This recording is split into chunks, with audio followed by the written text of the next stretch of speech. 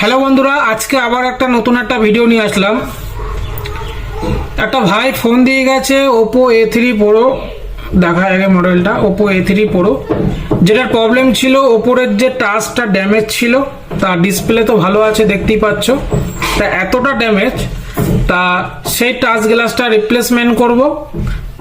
তা কাজটা কিভাবে করলাম অবশ্যই তোমাদের এই ভিডিওর মধ্যে দেখাবো, তা ভিডিওটা দেখতে থাকো, চলো।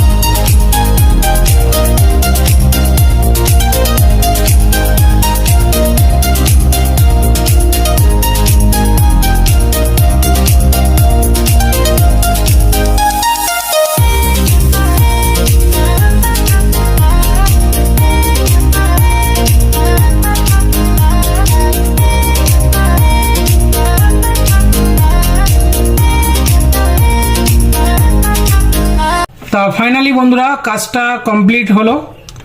তা সমস্ত কাজ তোমাদের এই ভিডিওর মধ্যে দেখালাম। আর ডিসপ্লেটা দেখো বন্ধুরা, একদম 100% ওকে হয়ে গেছে।